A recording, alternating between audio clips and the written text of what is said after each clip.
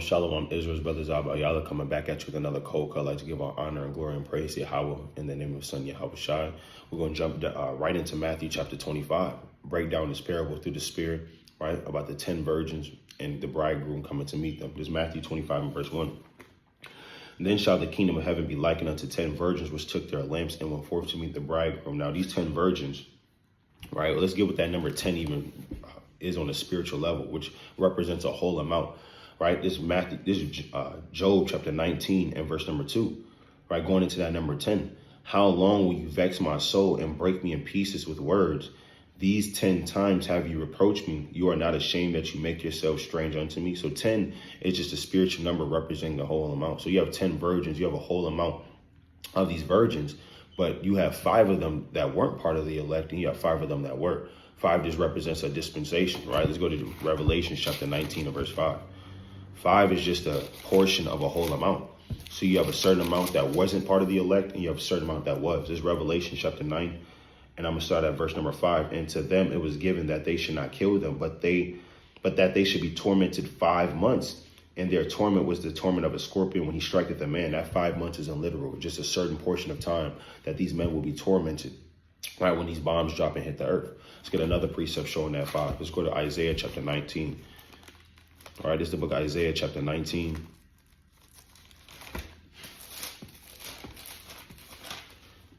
Isaiah chapter 19 and let's start at verse number 18. In that day shall 5 cities in the land of Egypt speak the language of Canaan and swear to the Lord of hosts. One shall be called the city of destruction. Just like I said, that 5 going into a portion of a whole amount. A certain amount of Israelites will come back to their heritage in the land of the living. So when we're going into Matthew chapter 25, we understand that 10 represents a whole amount and 5 represents a dispensation of that. So you read Matthew chapter 25 and verse 1. Then shall the kingdom of heaven be likened unto 10 virgins, which took their lamps and went forth to meet the bridegroom. Right? Matthew 25 and 2. And it says, and 5 of them were foolish, and 5 of them were wise, and 5 were foolish. And they that were foolish took their lamps and took no oil with them. But the wise took oil in their vessels and with their lamps. Now, what keeps a lamp going, especially in the ancient world?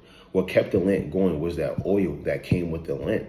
So you can have fire, but if you don't have any oil, your fire is eventually going to go out. Your fire is eventually going to burn out. You have to have oil. You have to have continual oil to keep that lamp burning. Let's even get that in the law. Let's go to Exodus chapter 28.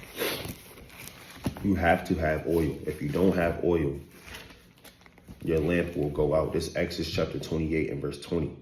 And thou shalt command the children of Israel that they bring the pure oil olive beaten for the light to cause the lamp to burn always. So if you don't have that oil to burn always, then the lamp will go out. And the Lord said, the fire shall never go out. This Leviticus 6, get the classic, and verse number 13.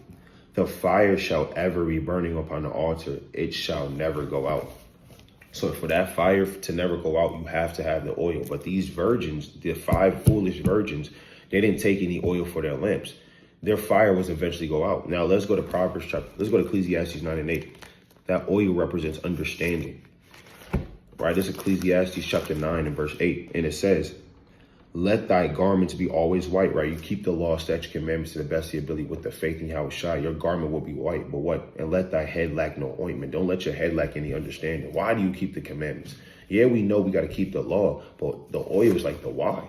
Why do we do these things? What's the understanding behind it? What's the deeper things behind it? You're supposed to have fringes on, and you're supposed to keep the Sabbath day, but what does it all represent? What is that oil? What is that understanding to keep that fire burning? This Proverbs chapter 4 and verse 5. Get wisdom, get understanding. Forget it not, neither decline from the words of my mouth. Yeah, keeping the laws and the commandments gives you wisdom. That understanding is that oil that you forget it not. Right? And it says, neither decline from the words of my mouth. Forsake her not, and she shall preserve thee. Love her, and she shall keep thee. Wisdom is the principal thing, right? Therefore, get wisdom, and with all that getting, get understanding. So have that oil. Have that fire. Have that wisdom. right? Knowledge. But guess what? That oil is that understanding that comes with that. And if you're lacking that, your fire is eventually going to go out. And that's what these foolish virgins didn't have any oil with their lamps, right? So their fire is eventually going to go out. Now it's Proverbs let's go back to Matthew chapter 25 and verse number 5. Verse number 4. But the wise took oil in their vessels with their lamps. While the bridegroom tarried, they all slumbered and slept. Right, Yahushua is not going to come back when you want him to come back. It may seem like the Lord is tarrying. It may seem like the Lord is taking his time. But what's happening is you have men and you have women, you have people that's falling back asleep. And they're going back into the world. They're going back into idolatry. They're going back into lasciviousness. They're going back into the old ways. They're not fighting anymore. They completely give themselves over to darkness. Because when you're in the dark, what do you tend to do? You tend to fall asleep. Your eyes tend to get heavy. I mean, come home from work one day and just sit in the dark. You're going to start falling asleep. They went back to darkness and they started to slumber and slept. Let's go to 1 Thessalonians chapter 5. We cannot go back to darkness. We cannot slumber and sleep. It's 1 Thessalonians chapter 5 and verse number 6. Therefore, let us not sleep as do others, but let us watch and be sober. For they that sleep, sleep in the night, and they that be drunken are drunken in the night. Right? In the nighttime is darkness. If you sleep, you're going to sleep in the night. But the Lord said, let us watch. The elect is not going to be asleep. They're going to be standing up on their watchtower all night. See why the elect watches all night, right? You have people that sleep all night.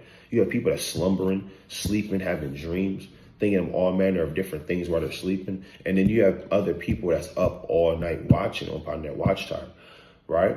We can't be the children that sleep in the night. We have to be the children that be sober and watch. Let's go to Proverbs chapter 20, verse 13.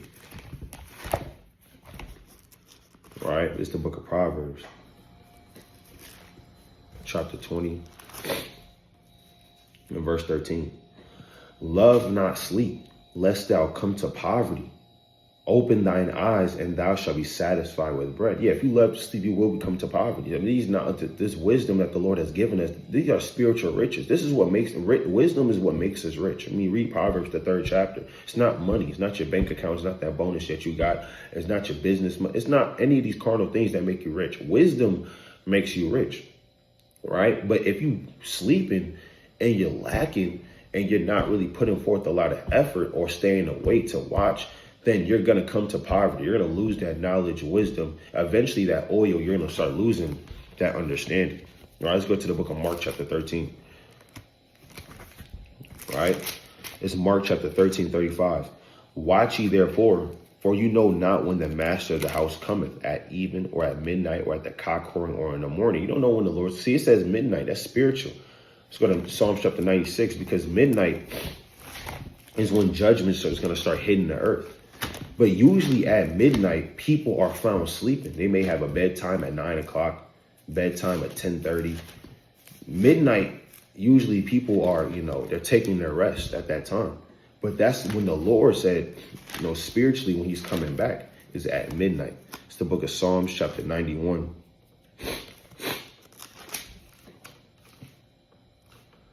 Right? Psalms chapter 91. And verse number 5, thou shalt not be afraid for the terror by night, nor for the arrow that flieth by day, nor for the pestilence that walketh in darkness, nor for the destruction that wasteth at noonday. So when noonday hits, that's when destruction is going to be fully hitting the earth spiritually, right? So noonday represents the heat of the day. Yahushua is coming back at midnight, right? That 12 hour, right? So let's go back to that Matthew 25. And start at verse 6. And at midnight there was a cry made, behold, the bridegroom cometh, go ye out to meet him. Then all those virgins arose and trimmed their lamps. And the foolish said unto the wise, give us of your oil, for our lamps are gone out. But the wise answered, saying, not so, lest there be not enough for us and you, but go rather to them that sell and buy for yourselves. Meaning, AKA, just go figure it out. Right? You didn't prepare properly. You didn't do what you were supposed to do during the preparation stage, which represents this time now. The Lord didn't come back yet. Right? All hell is not breaking loose on the earth as it should be, as it's going to be. Right now, you have time to prepare. You have time to stock up on that oil to make sure your light is going to continue to burn. You have time to make sure that your light is burning, your fire is burning. But for those that are not preparing, that oil is going to run out, and you're going to try to seek the knowledge of the Most High. But the Lord said there's going to be a famine of the word. Let's go to the book of Amos, chapter 8. There's going to be a famine of the word. And there's nothing you're going to be able to do about it. You have to go to them that rather buy. It said, it's Amos chapter 8 and verse 11. Behold, the days come, saith the Lord God, that I will send a famine in the land. Not a famine of bread nor thirst for water, but of hearing the words of the Lord. Right now, you got YouTube. You got different platforms, You got different platforms on Facebook, Instagram, different social media, TikTok. The truth is being spread all over. You got Christians talking about so-called Black Hebrew Israelites. The churches are going out of business. You'll find this on the street corners.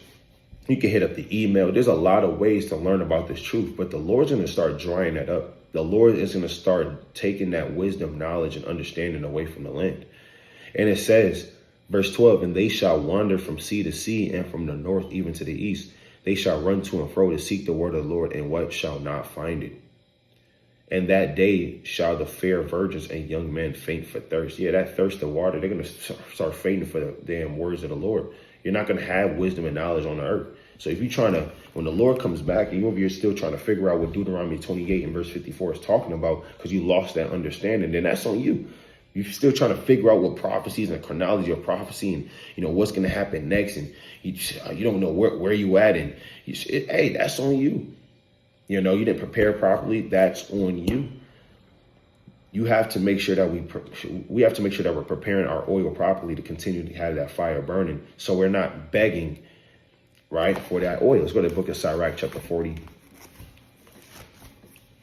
All right, this is the book of Sirach, chapter 40, and verse number 28. You don't want to be begging in that day. This Sirach 40 and verse 28. My son, lead not a beggar's life, for better it is to die than to beg. The life of him that dependeth on another man's table is not to be counted for a life, for he polluteth himself with other men's meat. But a wise man,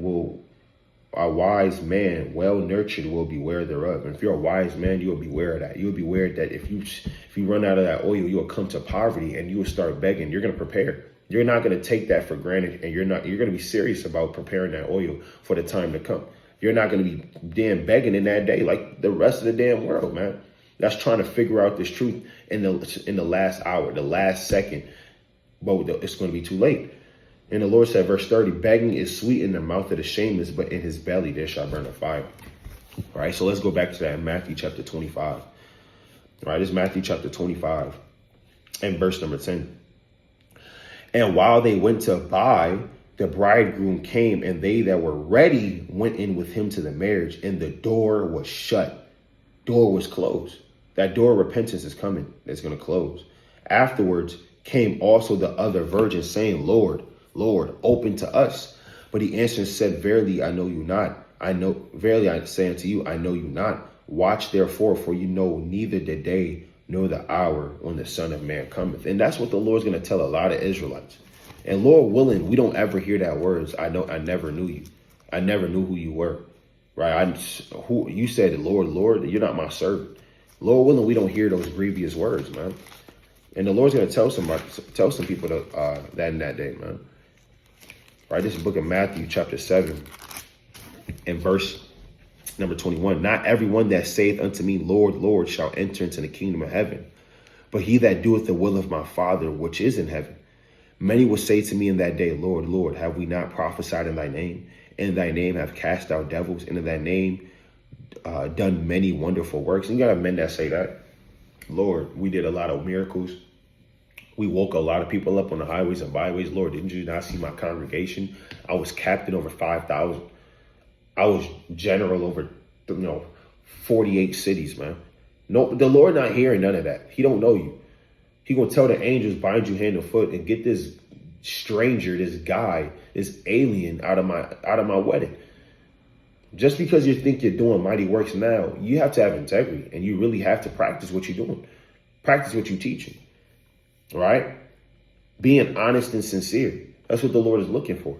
Verse 23, and then will I profess unto them, I never knew you. Depart from me, you that work iniquity. Yeah, get out of here, man. You that work iniquity. Like, why is that guy even here? He's polluting my wedding. He's defiling my wedding. Hurry up, get him out of here. That's what the Lord's going to tell a lot of Israelites in that day if you're not preparing. The Lord willing, I or you don't hear these grievous words, but we're really trying. This second Ezra, let's end it off with this. Chapter 2, right?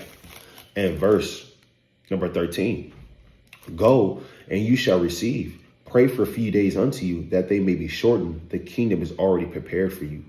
Watch. Kingdom is already prepared. Now, the Lord just told us to watch. The Lord just told us to prepare for that kingdom. The Lord just said, you know what? Pray for a few days unto you. Hey, the kingdom's already here. All you got to do is watch. Because if you fall asleep, you're going to run out of oil, and then you're going to be begging. I like to give all praises and honor and glory to Yahweh in the name of Son Yahweh Shai, and bid him mighty strong. Shalom.